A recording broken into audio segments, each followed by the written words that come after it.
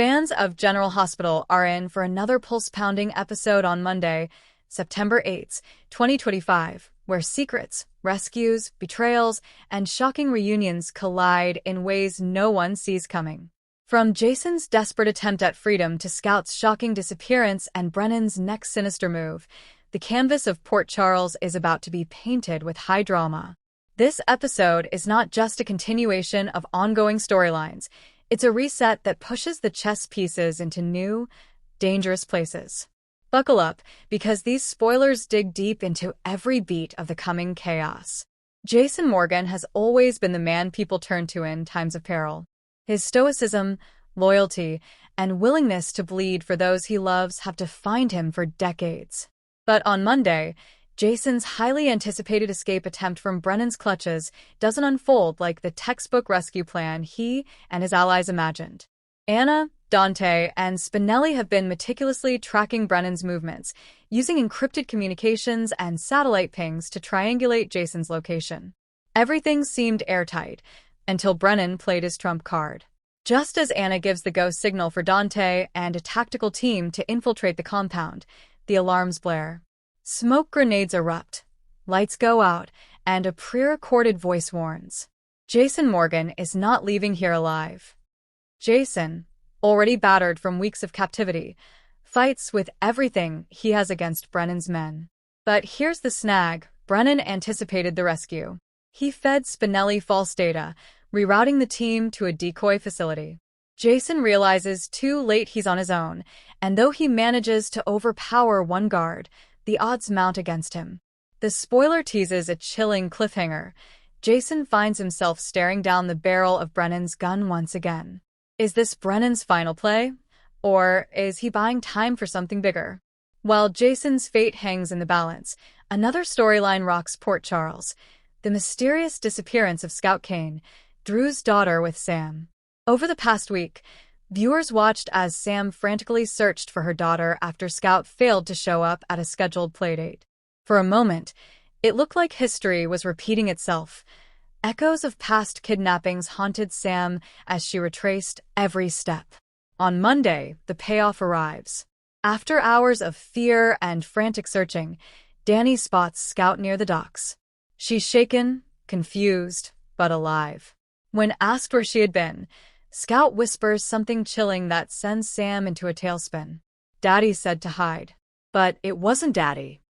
This line sets up a bombshell mystery. Did Brennan, or one of his operatives, lure Scout away using a disguise? Was it connected to Jason's imprisonment? Or is a new player using Scout as leverage against Sam, Drew, and Jason? Viewers can expect Sam to cling tightly to her daughter while grappling with Scout's cryptic statement.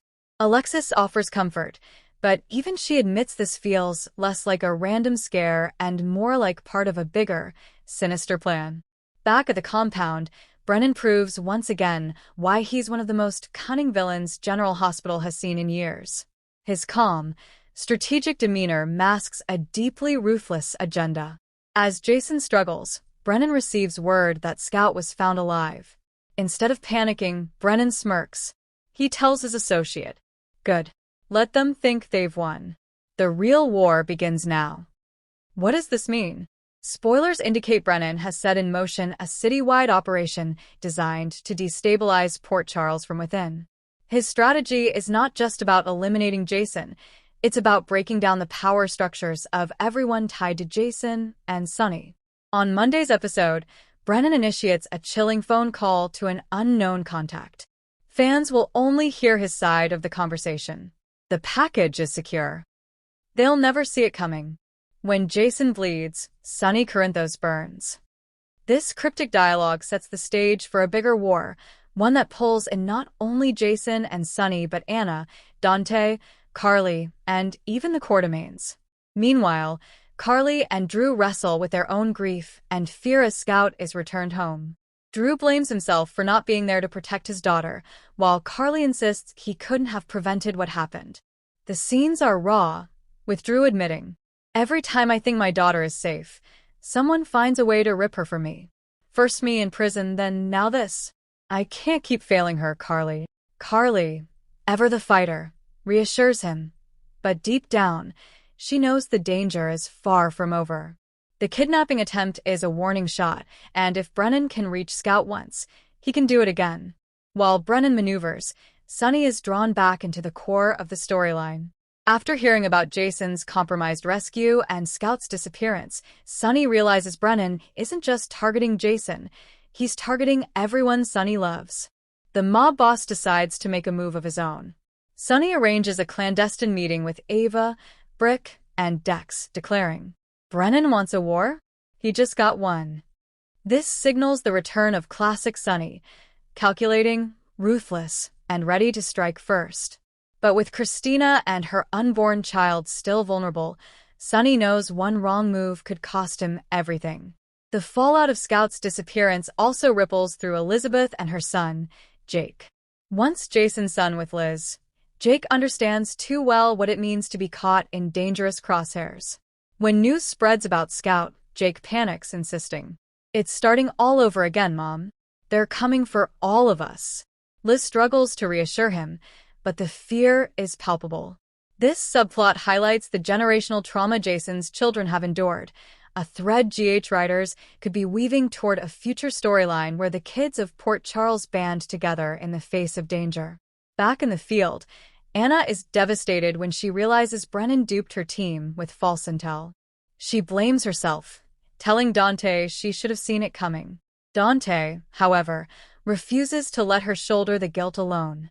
He vows to keep pushing, to find Jason before Brennan executes whatever his larger plan entails. Their partnership deepens, hinting at the possibility of a tighter bond, maybe even a power shift as Dante becomes the voice of unrelenting determination. As Monday's episode closes, the pieces converge in a chilling sequence. Jason, bruised and bleeding, stands in the shadows of the compound, waiting for the right moment to strike back. Sam clutches Scout as her daughter repeats the cryptic words, "It wasn't Daddy." Sunny loads his weapon, preparing for war. Brennan, on the phone, utters his final line of the night, "Sound the alarm." Port Charles won't survive what comes next. The screen fades to black, leaving fans screaming at their TVs. This Monday installment is not filler, it's a launching pad for fall sweeps. The Jason rescue storyline escalates, Scout's disappearance plants seeds of long-term fallout, and Brennan cements his place as the master manipulator. Every legacy family, the Quartermaines, the Corinthos clan, the Cassadines by extension, is about to be touched by the chaos. Fans should brace themselves, because Monday isn't about tying bows. It's about unraveling every thread until the whole tapestry of Port Charles is left in shreds.